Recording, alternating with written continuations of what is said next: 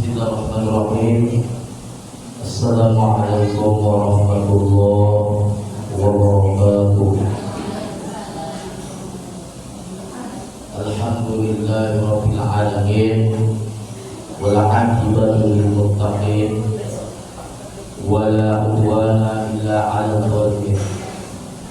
Asyhadu an la ilaha illallah wa la syarika lah wa asyhadu anna sayyidina Muhammadan abduhu wa rasuluhu alladzi la nabiyya ba'dah. Allahumma shalli wa sallim wa karim wa majid ala sayyidina wa nabiyyina wa syafi'ina wa dhukrina wa maulana Muhammad wa ala alihi wa sahbihi ajma'in. Amma ba'd. Qala Allah Ta'ala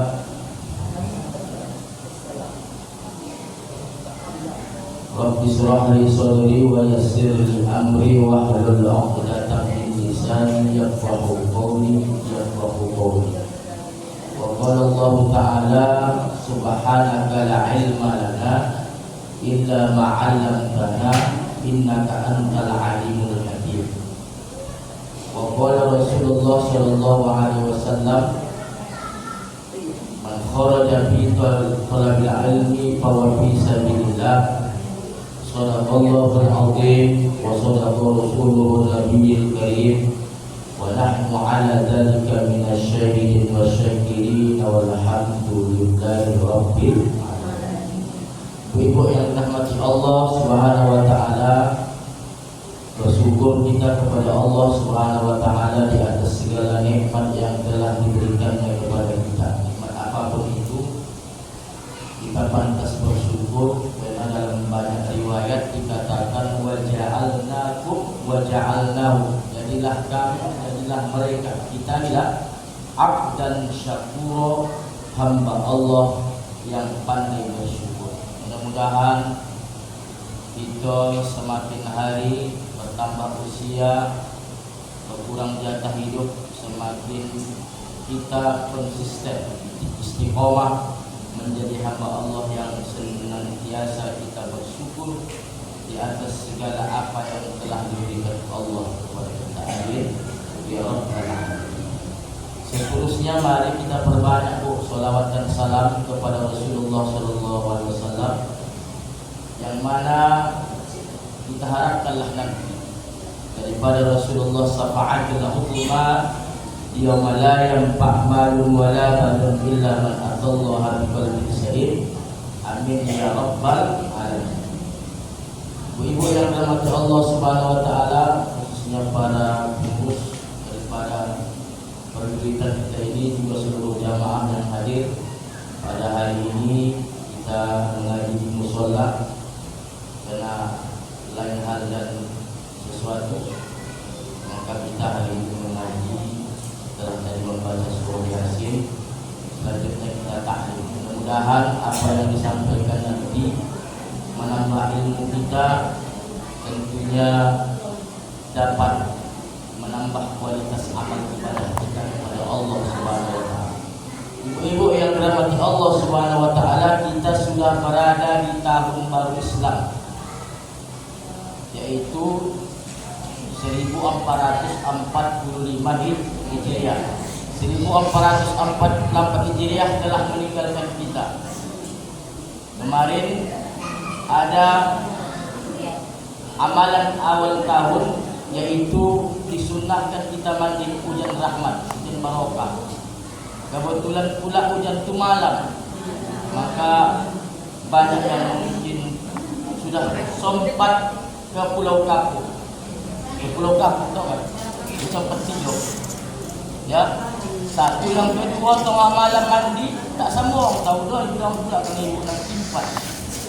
Ya kan? Maka ada juga sebagian yang mandi. Dan mengapa hujan rahmat, hujan barokah? Ya, dengan niatan semoga segala penyakit zahir maupun batin hilang, diangkat Allah. Dengan kita membaca doa Allahumma shayyiban hani'an wa sababan nafi'an birahmatika ya arhamar rahimin. Ya Allah, dengan hujan yang lebat ini yang membasah tubuhku, semoga hilang segala macam penyakitku, manfaat daripada. Karena dua ni hujan barokah Bu yang Allah turunkan di bumi ini. Hujan yang turun pada 1 Muharram, dan hujan pertama kali turun di bulan Muharram, tak mesti tanggal 1 ya. Kemudian hujan yang turun di malam Jumat. Ada kesempatan Bu nanti malam Jumat kalau ada hujan deras, mandi Bu kalau sanggup. Rokok dado tanya badan lah, lalu tidak. Tanya badan bukan tanya kantong, lalu tidak. Ya, dan gara-gara tak mandi hujan, mengamuk suka. Maka kita lewati itu, kita sudah berada di tahun baru Islam. Inilah tahun baru kita yang sebenarnya. Maka apa kata Allah dalam surah Al-Baqarah 218? A'udzubillahi minasyaitonir rajim. Alladzina amanu walladzina hajaru wa jahadu fi sabilillah. Ya. Sesungguhnya innal ladzina amanu, sesungguhnya orang-orang yang beriman itu siapa kata Allah? Kita beriman. Walladzi, dan orang-orang yang mau berhijrah dan berjihad di jalan Allah, sabilillah, berjuang di jalan Allah ila akhir ayat. Jadi tidak salah satu menyempurnakan keimanan kita kepada Allah dan rukun iman yang 6. Di dalam surah Al-Baqarah ini Allah mengatakan orang-orang yang mau berhijrah. Ya, berhijrah apa? Bukan berhijrah tempat. Bukan disuruh ibu pindah dari Birpati ke daerah lain, bukan. Itu yang hijrah tempat itu Rasul dari Makkah ke Madinah. Ya. Tapi hari ini kita disuruh Allah hijrah dari perbuatan yang buruk kepada perbuatan yang baik, dari hal-hal yang buruk kepada hal-hal yang baik, dari hal-hal yang baik kepada hal-hal yang lebih baik. Maka kata Sayyidina Umar bin Khattab, ya, ini juga dalam kitab Nasahilul Ibad karangan Al-Imam An-Nawawi Al-Bantani. Saya suka menggali kitab ini, cocok untuk kita. Kenapa? Kitabnya saya cocok maknanya, nasihat-nasihat untuk hamba. Ibu hamba kan? Itu ni hamba kan Bu? Hamba Allah kan? Hamba Allah, jangan pula tak hamba Allah ya. Jadi cocok ini kitab ni Bu. Ini sering digali-gali. Karangan Imam An-Nawawi Al-Bantani, ulama Banten, Nusantara. Apa kata beliau? Ini Bu bisa menjadi tolak ukur kita. Macam mana kita sebetulnya sebenarnya selaku hamba Allah dalam memanage waktu, juga dalam karakter kita sebagai seorang mukmin, sebagai seorang muslim. Saya ini tak lama-lama Bu ya. Kebetulan pula saya ditinggalkan rapat Yayasan Arjen. Pokoknya mohon maaf lah, karena ibu dia belum tuntas kayaknya kan. Bismillah berdoa. Tak lama-lama saya. Ya, pokoknya ada lebar pulang kan. Yang pertama kata beliau Sayyidina Umar, "Man kana yaumuhu mislu min amsi fawarabi." Ini sore ni Bu. Kalau cerita tahun baru ini sore disampaikan ustaz-ustaz muallim baik dalam khutbah maupun ceramah. Ya. Siapa yang hari ini, bulan ini, tahun Hijriah yang akan kita jalani inilah daripada tahun Hijriah. Tak usah dulu. Tahun Hijriah yang baru saja meninggalkan kita 44 Hijriah sama saja dengan 43 Hijriah yang lalu pas terakhir Covid 2022. Sama saja. Sama ini maksudnya apa? Pahamnya? Sama saja kualitas amal ibadahnya, sama saja kebaikannya. Nanti ada di ujung, nanti ada 4 yang hendak kita perbaiki, yang hendak kita tambahkan, yang hendak kita tingkatkan dalam kaitan pendapat Sayyidina Umar. Maka bahwa khosirun, rugi kita yang apabila setelah kita hasibu qabla an tuhasabu, yang kemarin saya sampaikan, hasibu qabla an tuhasabu, koreksi dirimu, hitung dirimu, hisap dirimu sebelum kau dihitung oleh Allah Subhanahu wa taala. Cuba ibu fikir. Apakah tahun Hijriah itu 1443 Hijriah yang 7 hari lebih kurang meninggalkan kita kan Bu? Besok 8, 9 kita Tasu'a. Jumat kita, Kamis kita Tasu'a, Jumat kita Asyura. Ya, jangan lupa catat. 27, 28, 29 kalau enggak paten. 27, 28 pun sudah hebat. 9, 10. Mengapa? Khalqul Yahud membedakan kita dengan orang Yahudi. Tapi kalaupun Jumat saja tok ibu puasa Asyura, jangan pada ibu gaduh maaf tok aku macam orang Yahudi, tidak. Memadai puasa Asyura kita. Cuma hendak membedakan saja, silakan tambah 9. Hendak tambah sabola silakan. 9, 10 boleh. 10, 11 boleh. Ya. Hendak 10 saja pun sah. Mantap. Kena ada dalilnya. Sahih. Siapa yang berpuasa Asyura, maka Allah mengkafarah dosa setahun yang lalu. Tak apalah kita lagi dia sampaikan kok. Nah, kemudian yang kedua apa kata Sayyidina Umar, Bu? Man kana yaumuna syarrun min amsi. Barang siapa yang tahun Hijriah yang baru saja meninggalkan kita 7 hari yang lalu, ya, syarrun lebih jelek daripada tahun 1443 Hijriah 2 tahun yang lalu. Bahwa mal'un, calaku. Dalam riwayat yang lain katanya, Bu, halikun, binasa. Coba asal-asal topuk dada tanya aman. Semananya, Bu? Semananya 44 Hijriah yang baru meninggalkan ibu dibandingkan dengan 42 Hijriah yang 2 tahun lalu, semana kira-kira? Ada yang baiknya, ada yang makin khusyuknya, makin tawaduknya. Hablum minallahnya macam mananya, hablum minannasnya macam mana pula. Ada yang, Bu, hablum minallah yang bagus, tapi hablum minannasnya nol di hadapan manusia. Ada orang tidak, yang elokan sama orang, Bu, elok rajin bersedekah, dia rajin bersilaturahmi, ikut mawitan, tapi seorang tak mau. Aduh, Bu. Wirid Yasin aktif, tapi diajak ke masjid, tunggu dulu. Aduh. Ya. Baru yang ketiga, inilah ondaknya menjadi karakter ibu. Amin kalau, Bu. Amin. Man kana yaumu khairum min amsi. Barang siapa yang kata Sayyidina Umar tadi, ya, yang tahun Hijriah 44 Hijriah yang lalu, yang meninggalkan kita 7 yang lalu, dari 43 Hijriah, itu lebih baik khairum min amsi fawarabih, dialah orang yang beruntung. Tiga, Bu, masalah manajemen waktu, karakter seorang muslim dalam menyikapi pergantian tahun Hijriah kalender Komariah. 2 yang kurang bagus, 1 lah yang bagus. 2 lawan 1.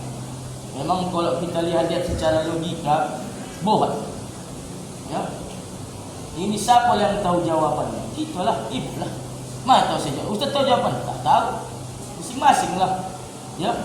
Topuk dada tanya ibadah, tanya iman. Makanya ada peningkatan, ada perubahan di tahun 45 Hijriah. Saya singkat saja cepat. Kenapa begitu? Setelah ibu merenung-renung, menghasibu, menghisap-hisap, ya, ternyata sama saja Ustaz, adakan perubahan. Setelah ibu hitung-hitung, ibu hisap-hisap, setelah ibu kemarin ba'da asyar membaca amalan akhir tahun, membaca amalan awal tahun, ba'da asyar, ba'da maghrib, ibu evaluasi lagi, karena disuruh khusul kita evaluasi, hasibu qabla an tu'asar, was-was. Ya, aku Ustaz masuk TV pertama, walaupun memang dikatakan ibu itu merugi, tapi robahlah.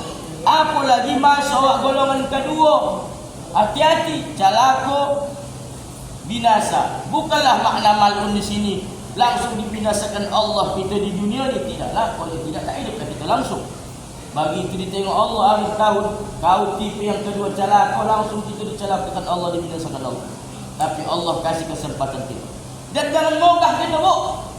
Bagi kita hari ini, setelah dihitung-hitung kemarin, di akhir tahun 1444 Hijriah, aku tergolong orang yang kata Sayyidina Umar, khairum, lebih baik daripada tahun 1443 yang lalu. Jangan malah bangga ibu. Karena dalam kitab Nasoli pun dikatakan alamatus syaqo, ada 4 tanda-tanda orang celaka. Apa itu bu? Yang pertama adalah melupakan dosa-dosa yang telah lalu.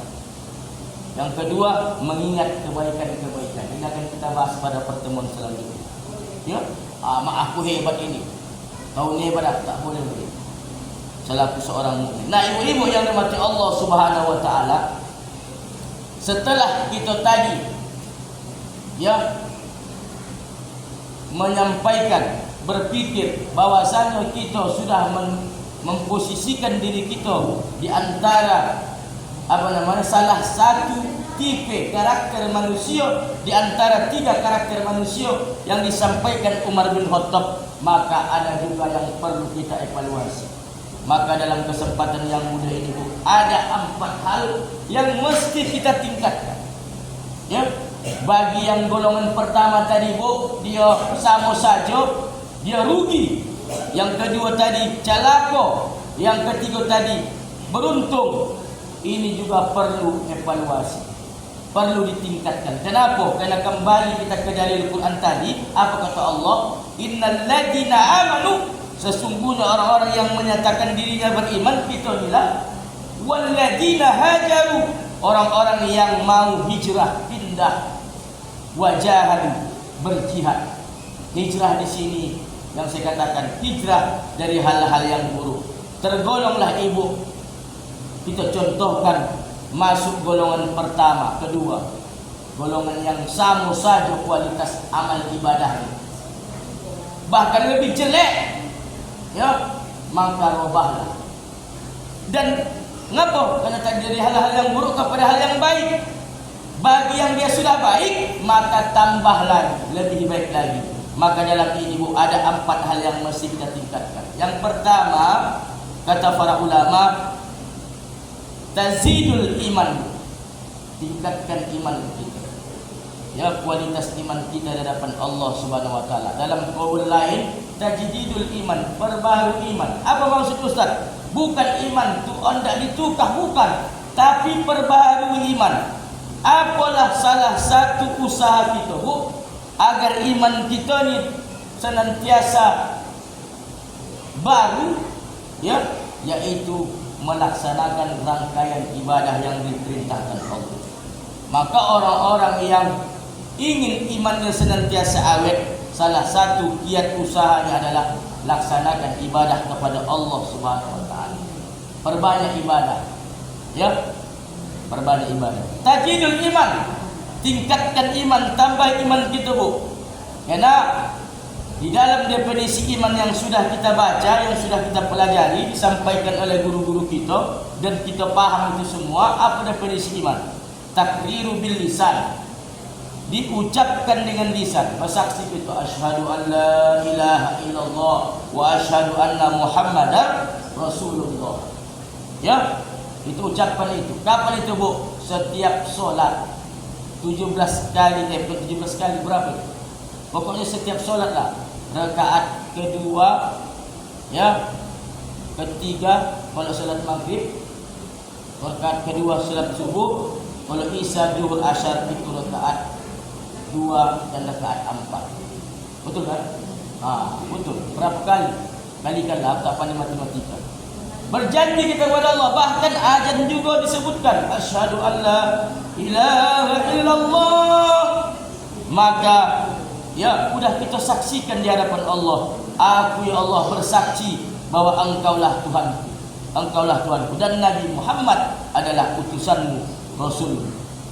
Benar-benar pantang bu, ibu-ibu ni kok dibilang tak beriman marah, kakak tak beriman, kakak elak-elak muncung kau tu yo. Ondak kau ku gaham cabai yo. Marah kita bu kalau dibilang tak beriman. Betul kan? Iya, tak beriman yo kakak. Entah pasal apa, entah lawak. Elok-elok muncung pun. Ya. Itu bu, mohon maaf, orang-orang yang dikode tua. oleh Bu Sufi, nambah itu KTP Islam, Bu. Ya, ditanya dia, mengapa engkau mabuk? Ya, nanti pula tak solat, tapi cubalah dibilang dia tak beriman, tak Islam. Mak, dinaikkan orang kelewang dari sapu. Itu jahlau. Tak beriman nak keluar, marah dia. Tapi itu tadi, kalau takrir bilisan semuanya mengaku beriman, mengaku bu. Tak ada di antara kita ni, bahkan orang yang bermaksiat tu, kalau ibu bilang tak beriman, mengamuk dia. Ya, dibilangnya ibu dalam elok-elok kau sikit. Kemudian wa tasdiqu bil qalbi, dibenarkan dalam hati. Betul kau beriman. Apa buktinya? Ya, buktinya aku solat. Ya kan bu? Buktinya aku solat 5 waktu. Puasa Ramadan. Ada duit naik haji aku. Ada duit sedekah aku. Ini bu, ini aman kita. Ucapkan dalam hati dan dengan lisan, betul. Kita bersaksi Allah itu Tuhan kita. Benarkan. Apa buktinya? Kita solat. Tapi ini yang susah bu. Wal af'alu bil arkan, dibuktikan dengan anggota. Betulnya kita bu beriman. Mengucap 2 kalimat syahadat, solat. Yakin kita Allah tu ada, yakin kita Allah tu maha segala sesuatu, berkuasa. Tapi bu, apabila suatu saat kita terbentur dengan sesuatu persoalan, kadang kita bu tidak mengadu sama Allah. Betul. Solatnya kita solat, wirid yasin tiap saat, tapi terbentur kita masalah rajoki. Kadang kita lupa sama Allah. Mohon maaf, datang kang suami membawa rajoki hasil dari usaha dari laut. Assalamualaikum, waalaikumsalam. Dek, inilah yang ngadu dek. Apa ya abang ni? Mana cukup ni bang? Abang tengoklah, anak 2. Ya, anak beli boras lagi, bom lagi bang, jula-julaku. Tak tahu aku puasanya abang ni, maunya ni abang ni lama-lama dipajak kopi. Nak singgahnya abang ke tempat janda tu. Begitulah. Padahal itulah rezeki yang datang. Entah ke mana-mana kan kita larikan. Seolah-olah kita tidak yakin itulah rezeki yang Allah titipkan sama kita melalui suami. Tanpa kita sadari, kita sudah mengkhianati apa yang kita ikrarkan, apa yang kita benarkan di dalam hati kita. Apa lagi? Persoalan maut. Kan? Maunya kita kadang tidak terima dengan takdir Allah meninggal orang tua kita. Ya, kadang sebagian kita banyak yang meratap tanpa kita sadari. Padahal haram kita meratap. Ya, dikatakan Rasul, sesungguhnya mayat itu diazab kena ratapan keluarga, ibu kuil ahli.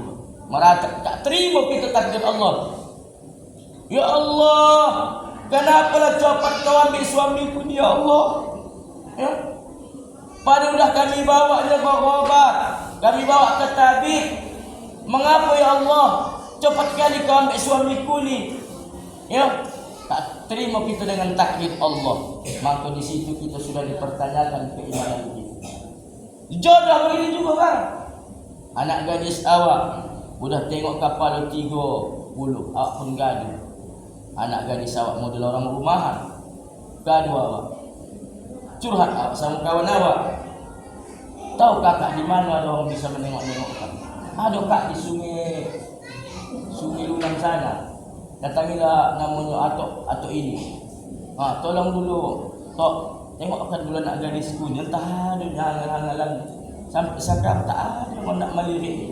Macam mana nak melirik? Dia masih beku. Kan? Tahu lambah dukun. Ada jodoh anak ibu ni 3 orang. Ya, tapi 2 sudah mati. Ya, 1 telanggah kereta api, 1 lagi telanggah tonton. Tinggal 1 lagi. Siapa mbah? Akulah. Pokoknya mbah di samping mbah dukun bila jodoh dulu. Tak yakin gitu. Maka di situ dipertanyakan tambah iman kita. Dengan cara apa kita menambah iman, Bu? Makanya termasuklah dengan kita banyak ya mempelajari tentang ilmu-ilmu agama. Ya, termasuk tauhid, hafal kita sifat 20 dan sebagainya. Maka Bu, anak-anak kita harus kita tanamkan akidah. Tengoklah kan Bu, pernah saya sampaikan di beberapa kesempatan, ya. Udah mulai orang tu mengapa nama istilahnya ini? Mengatakan kepada kita kegiatan yang kita laksanakan ni bid'ah. Apa itu Bu? Contohnya maulid boleh, maulidan bid'ah. Saja. Tahlil boleh, tahlilan tak boleh, bid'ah. Yasin sendiri di rumah boleh, yasinan rame-rame tak boleh. Saja Bu. Berarti kalau aku kaji-kaji, bisul boleh, bisulan tak boleh. Tambahan saja. Kan? Yasin ibu sendiri boleh. Begini Bu tak boleh, ini ketemu tu. Yasinan namanya. Tahlil ibu zikir di rumah boleh. La ilaha illallah. Bantai pula nak 1000 kali. Peganglah tasbih. Tapi kalau dah berkumpul ibu begini, dibilang tu bid'ah, ad-dolalah finnar. Bid'ah tak diperjuangkan Rasul, sosat di neraka. Macam panitia hari kiamat sajalah kau. Kalau ayah kau panitia hari kiamat, yakin aku. Kan? Ayah panitia hari kiamat yang bilang kita ni sosat. Ayah kau panitia hari kiamat, iya, saya takut awak. Kan? Maka hati-hati kita. Maulid boleh, maulidan tambahan saja. Kemudian ini Bu ada lagi disampaikan oleh Ustaz Ardiansa, Sekretaris Komisi Fatwa. Udah ada khotib menyampaikan contohnya, ya Nabi Isa sama Nabi Adam itu statusnya sama. Maksudnya apa? Kalau Nabi Isa tak punya Nabi Adam, Nabi Isa tak punya ayah, tak punya omak. Nabi Isa punya omak, tak punya ayah. Nabi Adam pun begitu. Mereka mentafsirkan ayat Al-Quran, Inna masalu Isa indallah kamasali Adam. Sesungguhnya apa yang terjadi pada Nabi Isa, begitulah yang terjadi pada Nabi Adam. Apa kesimpulannya? Kalau Nabi Isa punya omak tak punya ayah, Nabi Adam pun begitu juga, punya omak tak punya ayah. Tanya ibu-ibu, Nabi Isa punya omak, punya ayah. Nabi Isa punya omak tak punya ayah. Betul, sepakat gitu kan? Nabi Adam, apa yang ibu yakinkan? Yang ibu ketahui, Nabi Adam tak punya ayah, tak punya omak. Kalau orang itu berpendapat Nabi Adam itu punya omak, tak punya ayah. Mengapa mereka mentafsirkan ayat tadi? Dangkal memang penafsiran. Padahal tak begitu pahamnya. Paham ayat itu macam mana Bu? Nak kita luruskan. Inna masali Isa, apa yang terjadi pada Nabi Isa, andallah di sisi Allah, begitulah Nabi Adam. Apa artinya? Kesimpulannya, pahamnya, Nabi Isa dan Nabi Adam sama-sama tak punya ayah. Begitu dia. Sama-sama tak punya ayah. Kan begitu. Itu kesimpulan paham ayat. Kenapa? Karena orang itu berpikir, berpendapat Bu, Siti Hawa itulah omak Nabi Adam. Nak uji bilang bencana. Siti Hawa itulah katanya omak Nabi Adam. Bahkan saudari kembar Nabi Adam. Maka hati-hati terhadap pendapat-pendapat yang demikian. Bahkan mereka juga berpendapat batal wudhu ibu apabila disentuh anak laki-laki. Begitu juga sebaliknya. Maka iman kita mesti dikuatkan dan kaitan nanti ke bawah. Yang kedua sikit saja. Tajidul ilmu, tambah ilmu kita Bu. Inilah melalui pengajian ditambah ilmu, majlis taklim kita supaya kita tidak mudah dibodoh-bodohi orang. Itu tadi saya bilang. Itu kaitan tadi tembusannya. Tak mudah kita dibodoh-bodohi orang. Bisa kita berargumen, punya dalil. Karena mengapa tak rugi kita yang menuntut ilmu ni? Allah sendiri mengabadikan dalam Al-Quran, yarfa'illahil ladzina amanu minkum wal ladzina utul ilma darajat. Allah mengangkat derajat orang yang beriman daripada kamu, kita inilah wal ladzina utul ilma darajat, dan orang-orang yang menuntut ilmu berapa derajat. Ilmu itu penting Bu. Kenapa begitu? Karena kata Rasul, amal ibadah yang ibu kerjakan, yang kita kerjakan, al-amalu bila ilmin, tidak didasari ilmu pengetahuan dari guru-guru kita, dari yang kita pelajari. A'malu, amal ibu, amal kita lah yang kita kerjakan itu. mardudatun la tuqbalu. Amal itu ditolak, tak diterima Allah. Apabila ditanya dari mana dapat kakak amalan ni, tak tahu aku jangan adik. Begitu ku tengok ayah mak aku begitu aku. Tak bisa begitu bu. Kita yang beramal ni harus punya dasar. Makanya di majlis syarif itu kan ada amalan-amalan. Tahu kita sumbernya. Ini amalan ini fadilahnya, ini kaifiatnya, ini sumbernya. Siapa yang membaca amalan ini, begini fadilahnya, begini pahalanya. Harus tahu kita dasarnya. Kan begitu. Nah ibu-ibu yang dirahmati Allah Subhanahu wa taala, maka jangan bosan kita menuntut ilmu. Termasuklah kepada generasi kita bu. Ibu tengok hari ini kan terjadi perubahan di dalam dunia pendidikan. Hari ini orang mulai sadar madrasah menjadi menjadi favorit sekarang. Ada kawan saya mengajar di SD. Sekarang om-omak orang tua itu lebih cenderung memasukkan anaknya ke madrasah. Itu tadi.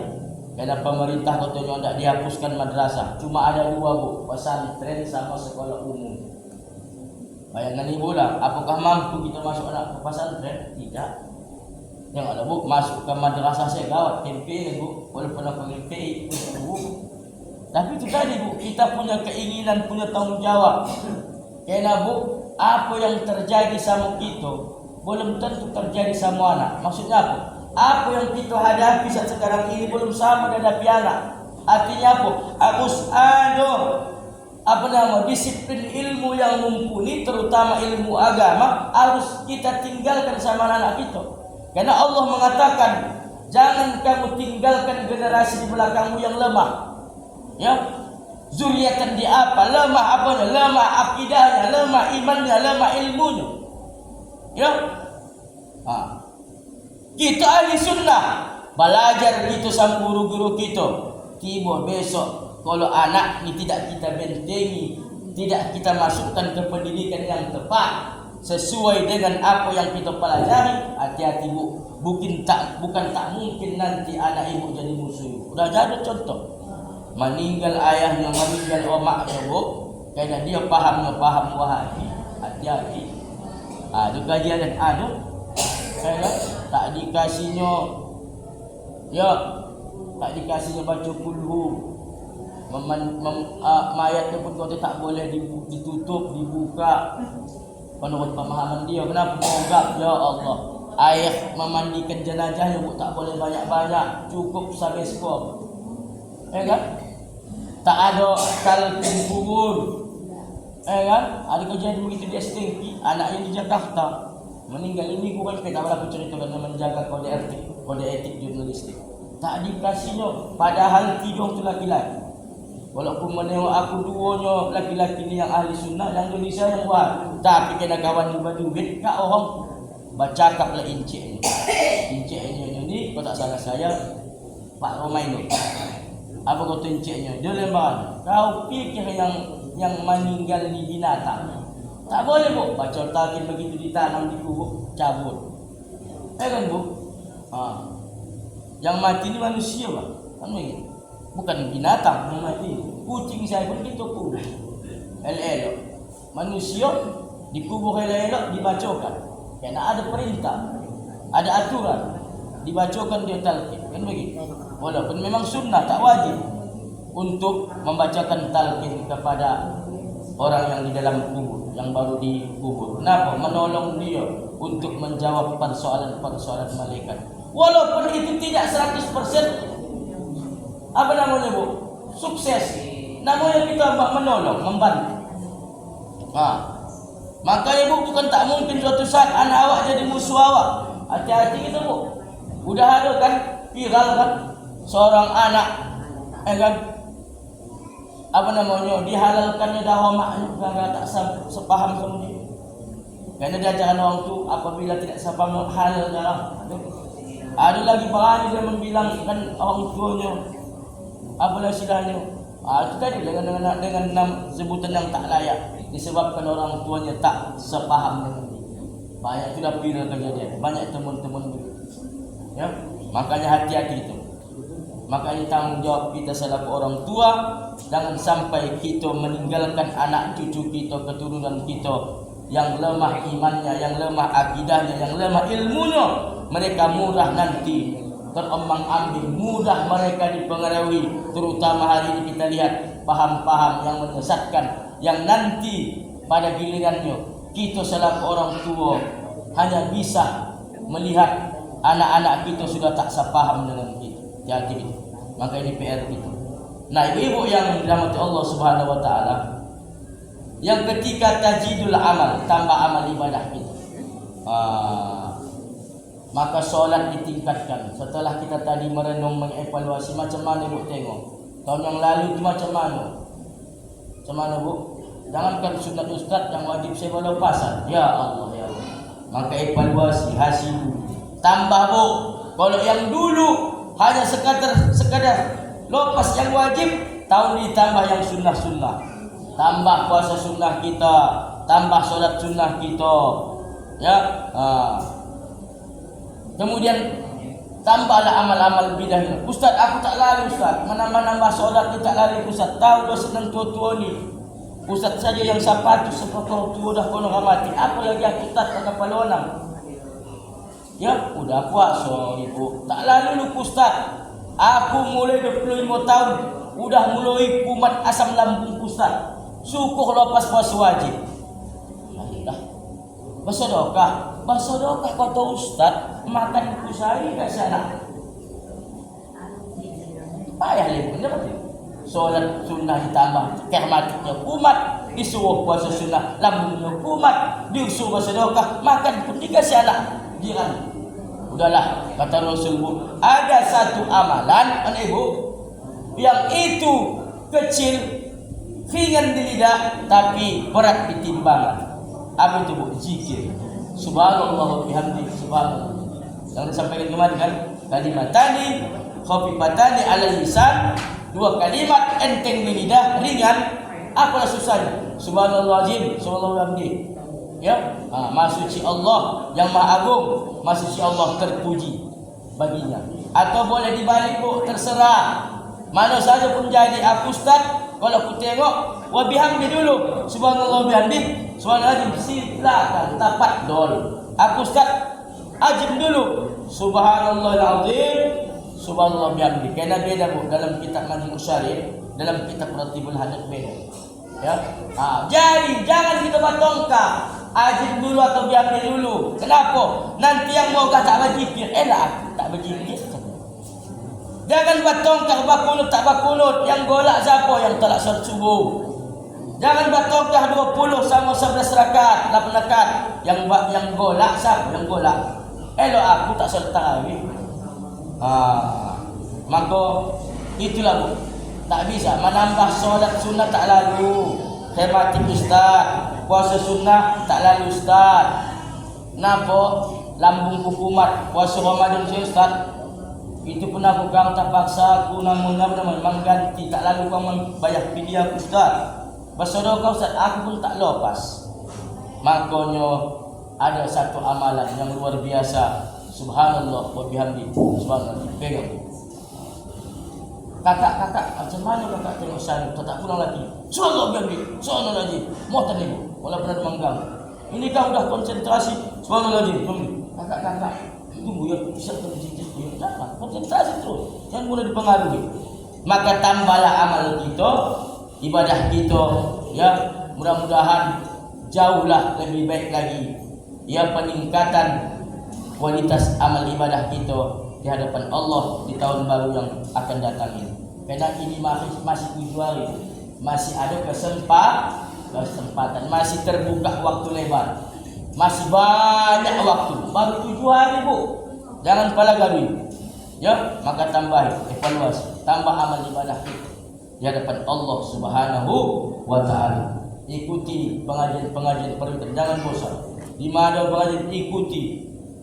Jangan pala memandang yang lain. Tak penting ustaznya siapa, tak penting penceramah siapa. Yang penting tengok kata Rasul, undur makola, lihat apa yang disampaikan, wala tandur mangkola, bukan siapa yang menyampaikan. Siapa ustaznya? Ustaz Taufik yang agak kecil-kecil itu ya. Ya, tengok ilmu. Kalau ada yang baik ambil. Yang keempat yang terakhir bu, Apa yang hendak kita tingkatkan di tahun baru kita ni?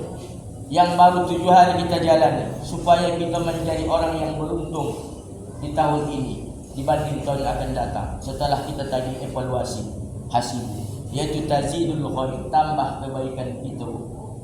Kebaikan di sini yang sampaikan tadi adalah perbaiki kualitas kita. Hablum minallah tadi alhamdulillah sudah kita perbaiki, yaitu dengan amal ibadah yang kita laksanakan. Solat tambah solat sunnah, puasa tambah puasa sunnah, sedekah, ya, ada haji kita tambah kebaikan kita. Karena kita tak tahu kita mana amalan kebaikan kita ni yang diterima Allah.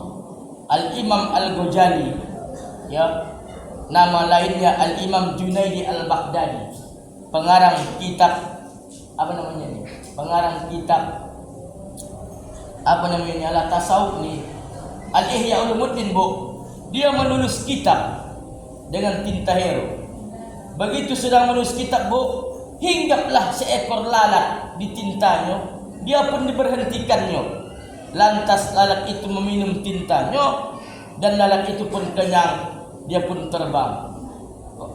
Suatu saat Allah tiba-tiba membentangkan seolah dunia kiamat ketika Al-Imam Abu tadi tertidur. Ditanya suara itulah, Al-Imam Al-Ghazali, apalah menurut kau amalan kau yang terima Allah? Banyak, aku menulis kitab, duitku banyak. Ya, apa kau jawab suara tadi? Tidak, lam. Melainkan ada suatu ketika kau menulis kitab untuk murid-muridmu, kitab Ihya Ulumuddin, kitab tasawuf, kau ikhlas diminum lalat tintamu, dan itulah menurut Allah amalanmu yang ikhlas yang menyebabkan kau masuk surga. Apa pahamnya, Bu? Kalau dikaji-kaji, Bu, lalat yang minum, bukan dikasih Imam Junaid tadi dia minum susu lalat, minum apa lagi? Minum madu, tapi tinta. Kenapa? Tapi dilihat Allah pada saat itu lalat itu sedang kelaparan kehausan.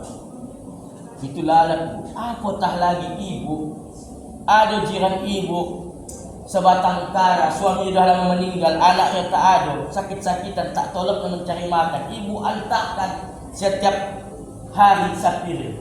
Wah, apakah luar biasa pahala di hadapan Allah.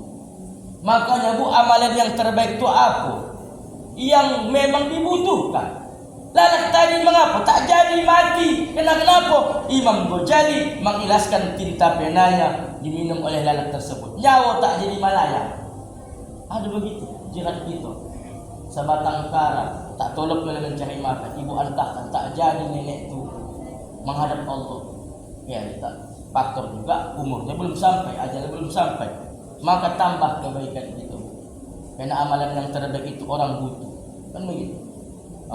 Nah, kemudian khairun nas ampau linnas. Siapalah sebaik-baik manusia ya Rasulullah? Adalah yang bermanfaat bagi manusia lain. Maka kita, Bu, dalam hidup ini setelah kita lihat, Bu, udah bermanfaat apa ya Allah bagi suami, bagi anak-anak. Coba topuk dada, tanya tingkah kita, tanya tanya hati kita. Udah macam mana kita sebagai istri? Makanya saya katakan, ketika dulu akad nikah, bilang sama bapak, ku terima nikah dan kawinnya, ya, Fulan bin Fulana atau Asmidah binti Fulana. Contoh sebenarnya. Kan begitu kan? Ya, seperangkat alat sholat dibayar tunai. Itu kata ayahnya. Ku nikahkan engkau dengan anakku. Bernama dengan ini, dengan maskarnya ini. Ku terima. Apa kata laki-laki? Kata suami, ku terima nikahnya ini binti ini, ya, dengan mas kawinnya seperangkat alat sholat tunai. Artinya apa? Dinikahkan segalanya. Unikahi budek pamalas mandi kau, unikahi dek bau kaki kau, unikahi dek malas basolek kau, unikahi dek tak sodok makanan kau. Ini tidak. Ini sekarang sudah 2 tahun barulah dia. Kalau 6 tahun aku nikah begini dek, tahun dah aku minangkan. Makanya ada orang kaham, dia cuma nikah itu dengan si istri, bukan dengan keluarganya. Banyak ini, Bu, banyak. Elok sama istri, sama keluarga tak elok. Artinya apa? Sama pertuanya tak bagus hubungan. Salah. Maka tambah perbaiki kebaikan kita. Karena kata Rasul, siapalah sebaik-baik manusia itu? Yang bermanfaat bagi manusia yang lain. Maka turutlah lobah tu bermanfaat. Ada dikeluarkannya madu, makanannya bunga, hingga diranting. Ya, ranting rapuh, tak pernah ranting tu patah. Begitulah kita bercakap, minum makanan yang halal, yang baik, bercakap sesuatu yang halal, kemudian bergaul pun bermanfaat di tengah-tengah masyarakat. Nah, inilah yang dapat kami sampaikan pada kesempatan ini. Mudah-mudahan ada manfaat bagi kita semua, khususnya kepada al-fakir pribadi. Amin ya rabbal alamin. Saya dengan wabillahi taufiq wal hidayah. Waridhu wal inayah. Wassalamualaikum warahmatullahi wabarakatuh.